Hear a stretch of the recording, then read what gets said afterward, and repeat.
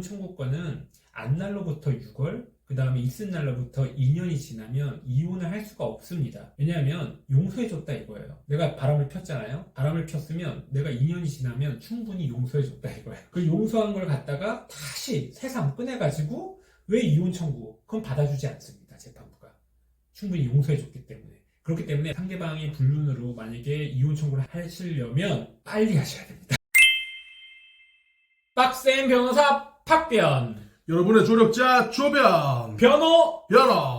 2부로 돌아왔습니다. 2부에서는 항상 1부에서 진행한 토픽에 대해서 조금 더 법률적으로 심층적으로 파고들어보는 그런 시간이죠. 1부에서 오늘 주제가 이제 성매매하고 이제 이 양육권 관련돼서 이제 가정법원의 어떤 판단 이런 것들이 주제가 됐었는데, 우선 성매매 관련해서 대부분 문제가 되는 게 성판매자라기보다는 이제 성매수를 한 경우에 어떤 처벌을 받는지가 문제가 되지 않겠습니까? 네네. 네, 성매수를 하면 어떤 문제가, 어떻게 처벌을 받는지. 매수자는 성매매 처벌법상 1년 이하의 징역 또는 300만 원 이하의 벌금에 처해질 수 있어요. 근데 이 성매수자가 만약에 위계나 위력에 의해서 성매수를 했잖아요. 여성을. 그렇게 되면 강요에 의한 성관계거든요. 이렇게 되면 징역형이 더 세집니다. 가중처벌되거든요. 그런데 이제 문제는 아동 청소년의 성을 이제 매수했을 경우에는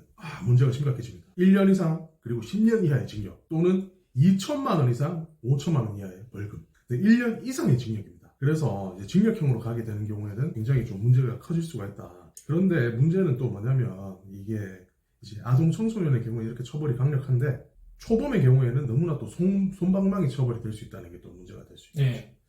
이제 잘 말해 주신 것처럼요. 성매매 처벌법이 국회를 통과한 지 20년이 넘었어요. 근데 성매매가 아직도 근절이 되고 있지 않습니다. 그 이유가 과연 무엇이냐에 대해서 얘기를 한번 해봐야 될 것 같은데요. 바로 그 첫 번째 문제가 앞서 얘기했던 것처럼 처벌 수위가 너무 약하다는 것에 있습니다. 네, 초범의 경우에는 존 스쿨이라고 하죠. 네. 기소유예 조건부 성구매자 재범 방지 교육을 16시간만 받으면 이제 기소유예를 해주는 그런 제도가 시행되고 있어요. 그러니까 초범인 경우에는 이 교육만 받으면 아무런 처벌을 받지 않는다. 이게 어떻게 보면 너무 솜방망이 처벌이다. 이런 의견들이 있죠. 네. 두 번째로 이 업자들에게도 솜방망이 처벌이 이루어지고 있어요. 그래서 한간에는 300만 원 벌금 물고 내가 지금 이득으로 2천만 원을 얻는다라는 얘기가 있거든요. 그만큼 지금 처벌이 제대로 이루어지지 않고 있다는 거고요. 경찰들 입장에서 봤을 때도 이거와 관련돼서 지금 현재 비리가 상당히 많다라고 합니다. 그렇죠. 이게 수익이 수천만 원인데 벌금이 딸랑 300만 원이면 누가 이거 벌금 내고 영업 계속하지, 누가 이거 벌금 무서워서 영업을 접겠습니까? 이런 어떤 문제들이 조금씩 있고, 문제는 또한 이제 여기서 끝이 아니죠. 어떤 인식의 전환 같은 것들이 있어야 되는데, 이게 뭐 사실 솜방망이 처벌이 반복되다 보면 무서운 범죄가 아니다.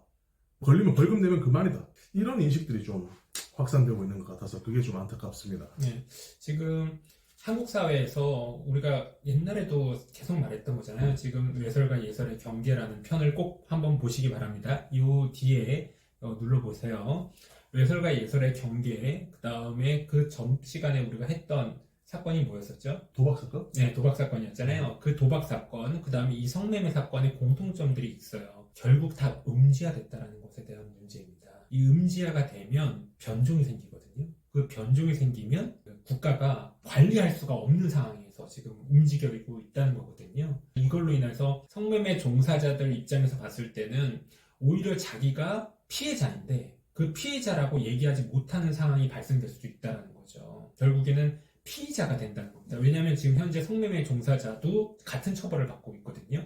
그래서 여성 단체의 입장에서 봤을 때는 지금 종사자 분들에 대한 처벌 조항을 폐지하고 결국에는 성매수자만 처벌을 해라라고 지금 얘기가 나오고 있고요. 옛날에는 이제 인신매매를 해서 강제로 성매매에 종사하도록 하는 그런 경우가 많았는데, 요즘에는 이제 그런 식의 방법보다는 어떤 채권 채무 관계를 이용해서 올가맨다든지 조금 변종된 수법으로 성매매를 강요하는 일들이 계속해서 이어지고 있고, 아까 말씀하신 것처럼 이제 음지화가 됐다고 하는데, 우리나라에서는 성매매가 불법이지만 어디 뭐 네덜란드 이런 데 가면 합법 아니겠습니까? 네, 맞습니다. 어떻게 보면 이렇게 이제 양지화 시켜서 좀 보건상의 관리, 그리고 이제 뭐 세제상의 관리 이런 것들을 하는 게 오히려 부작용을 없애는데 도움이 될 수도 있다는 그런 생각도 듭니다. 참 어려운 문제인 것 같아요. 과연 이게 성을 사고 파는 행위를 합법화할 것이냐, 불법으로 놓을 것이냐에 대한 문제는 조금 생각해 볼 여지가 있는 문제인 것 같습니다. 근데 이런 성매매가 사실 만연하잖아요. 지금 우리 사회에 제가 볼 때는 성매매가 지금 만연한 상황인 것 같거든요. 그렇다면 이 아내가 알았을 때 이혼으로 이루어지는 상황이 많겠죠. 충분히 규칙 사유가 될 수 있겠죠. 이혼 네. 사유. 네. 이혼에는 여러분들도 잘 아시겠지만 그 불륜을 저지르면 당연히 이혼 사유가 되긴 합니다. 뭐 성매매도 혼인 외 성관계니까 일종의 불륜으로 볼 수도 있겠죠. 그렇죠. 그렇기도 하고 또한 이로 인해서 정조의무를 위반한 거잖아요. 상대방에 대한. 그로 인해서 또 정신적 충격도 좀. 성매매 종사자에 대해서 위자료 청구가 가능할까요? 그건 이제 관계의 반복성이라든지 그걸 알았다든지 거의 불가능해 보이긴 보이긴 하죠. 네. 근데 그게 근데 일회성 우리가 보통 불륜을 저지르잖아요. 불륜을 저지른다고 하더라도 그게 한 번으로 보통 발각이 된단 말이죠. 그 한 번 발각됐을 때 여러 번 했을 거란 말이에요. 한 번 발각됐다 그러면 이제 여러 번 하다가 한 번 걸리는 그렇죠. 우리가 보통 이혼 소송을 하다 보면요, 그 횟수가 얼마큼이냐도 쟁점이 되긴 해요. 그렇지. 그 횟수가 지속적이로 반복적이었다면 손해배상의 액수가 커집니다. 그렇지만 그렇지 않은 경우, 단순 일회적이다라고 얘기하는 경우에 있어서는 그 손해배상이 감액될 경우가 상당히 많거든요. 그렇다면 근데 또 이건 좀 다른 것 같긴 해요. 진짜 성 말대로 성매매 여성과 우리가 연인관계 요거 좀 다른 것 같긴 해요. 근데 또 일부는 성매매 여성과 연인관계로 발전하는 사람도 있어. 그럴 수도 있죠. 있어. 맞아, 그럴 수도 있죠. 그렇다면 위자료 청구가 가능하겠지. 그래서 이혼을 하실 때는 남편의 외도에 대해서 만약에 발각을 하셨다면 증거 수집을 잘 하셔야 합니다. 증거 수집을 주로 어떻게 해야 되겠습니까? 증거 수집은 여러 가지가 나올 수도 있을 것 같긴 해요. 첫 번째로, 다만 우리가 짚고 넘어갈 점이 하나 더 있어요. 이따가 말씀드리겠지만 불법적인 증거 수집은 절대 해서는 안 됩니다. 판례 이번에 나온 거 보셨죠? 사인의 위법 수집 증거. 네. 그래서 그게 원래는 민사랑 형사랑은 다르게 갔어요. 근데 처음으로 민사에서 사인이 위법하게 수집한 증거도 증거 능력이 없다라는 대법원 판례가 최근에 나왔습니다. 그런데 사실 또 위법하지 않게 증거를 수집하는 것도 되게 어렵죠. 네. 이혼 청구를 하시고요. 카카오톡이나 메신저 있잖아요. 회사를 상대로 사실조회나 문서 제출 명령을 하긴 합니다. 근데 최근에 들어서 개인정보법이 강화됐어요. 그래서 다 거절하고 있습니다. 카카오톡과 메신저 회사에서 전부 다 지금 거절하고 있거든요. 그래서 사실조회는 안 되고 문서 제출 명령으로 가야지. 그 문서 제출 명령도 거절을 해요. 이러한 상황이 지금 저희가 소송을 하면서 조금 난감한 상황이긴 해요. 그렇다면 여기서 뭔가 대책이 필요하잖아요. 결국에 다른 걸로 찾아볼 수밖에 없어요. 예컨대 자동차가 있으면 블랙박스를 좀 확인해 보셔야 합니다. 블랙박스를 확인하셔야 되고요. 내비게이션 목적지 목록도 찍어 놓을 필요가 있습니다. 그리고 더 중요한 게 만약에 블랙박스가 확보가 안 됐잖아요. 그럼 또 뭘 해야 되냐? 집에서 이루어지잖아요. 집에서 이루어질 수도 있어요. 그때는 여러분들 그 집에 입출입하는 그 기록 있죠. 그거를 확인을 해보셔야 됩니다. 갑자기 저녁 심야 시간에 방문 기록이 있다. 그러면 그걸 좀 확인을 해보셔야 돼요. 그리고 그거에 더 나아가서 더 뭘 하셔야 되냐? 뒤를 밟으셔요. 좀 이상하다 싶으시면 모텔에 들어가는 현장을 좀 살펴보셔야 되거든요. 예컨대 그 차량을 뒤에 따라가세요. 뒤에 따라가서 모텔에 들어가는 입구에서 들어가는 걸 찍으시면 빼박입니다. 그건 쉽지가 않을 것 같은데. 보통은 많이 하시는 게 위치 추적기를 달거나 핸드폰에 음성을 기록을 한다든지 통화 기록을 이런 식으로 이제 녹음을 한다든지 그렇게 하는 경우가 있거든요. 근데 그런 경우에는 다 통비법 위반이 될 수도 있어요. 그래서 사실은 이제 형사 증거로는 못 쓰더라도 원래는 민사 증거로 쓸 수가 있었는데 이제는 이런 통비법 위반 증거를 쓸 수가 없게 된다. 네, 그러면 이제 이혼할 때 상대방의 외도 그걸로 인하여 이혼을 청구했을 때 증거가 안 되면 사실 좀 어렵게 소송을 이끌고 갈 수밖에 없게 되는 상황이 지금 만들어졌거든요. 이럴 때일수록 처음에 남편이나 아내가 불륜이 의심된다라고 생각되시면 먼저 섣불리 접근하시지 마시고요. 변호사와 상담을 통해서 어떻게 증거 수집을 해 나갈지 꼭 상담을 한번 해보셨으면 좋겠어요. 그러니까 이제 상대방의 진술을 이끌어내는 것도 하나의 방법이 될 수 있거든요. 그러니까 이렇게 객관적인 증거도 있지만 어떤 증거들을 확보해서 상대방으로부터 이렇게 대답을 이끌어내는 그런 게 또 중요한 증거 확보 수단이 될 수도 있습니다.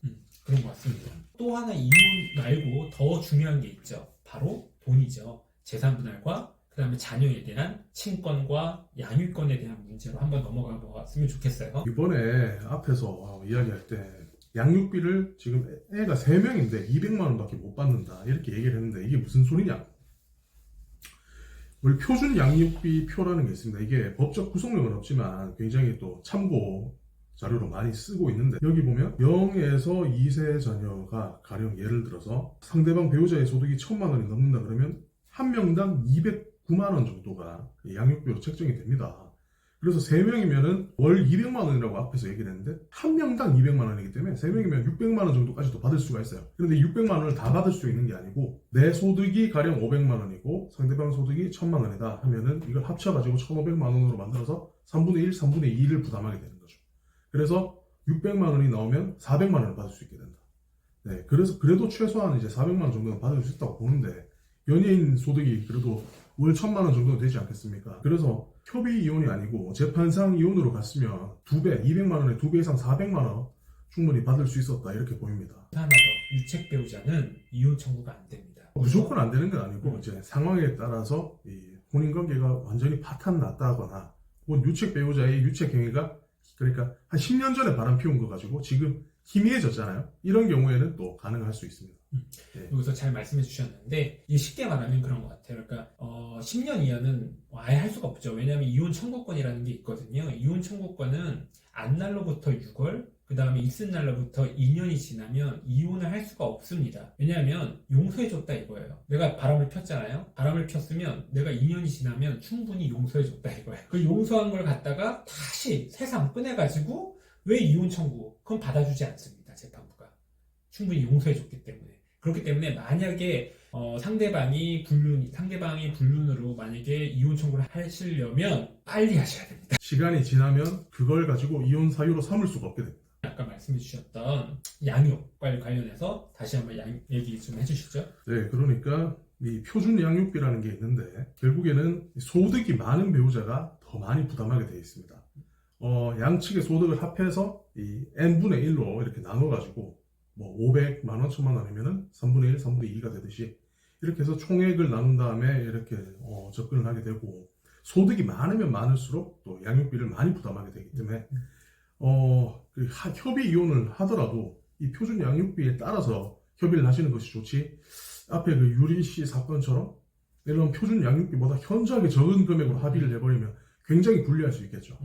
그래서 이런 불리한 위치에 처해 있잖아요. 그럴 때는 항상 변호사랑 상담을 통해서 내가 어떠한 상황이니 어떤 식으로 접근을 했으면 좋겠다라고 항상 생각해 보셨으면 좋겠어요. 가사소송법상 양육자 변경 제도라는 게 있긴 하거든요. 추가를 하자면 양육자 변경 제도라는 거는 자녀들을 위한 것이에요. 내가 나를 위한 것이 아닙니다. 부모를 위한 것이 아니에요. 자녀 중심으로 생각을 하셔야 됩니다. 법원도 양육자 변경에서 가장 핵심적으로 보는 것이 자녀의 복리입니다. 즉 자녀가 얼마만큼 더 좋은 환경에서 자랄 수 있는 환경에 애를 맡길 수 있느냐에 대한 것이거든요. 그렇기 때문에 언제든지 환경이 변한다면 양육자 변경 제도라는 걸 통해서 양육자를 변경할 수 있고 양육자 변경 이후에 양육비를 재산정해서 청구해 볼 수도 있다. 요거를 꼭 알아주셨으면 좋겠습니다. 네, 오늘의 주제는 여기까지 살펴본 걸로 하겠고요. 뭐 더 궁금하신 점 있으시면 댓글 남겨주십시오. 네, 지금까지 빡센 변호사 팍변 여러분의 조력자 조변이었습니다. 변호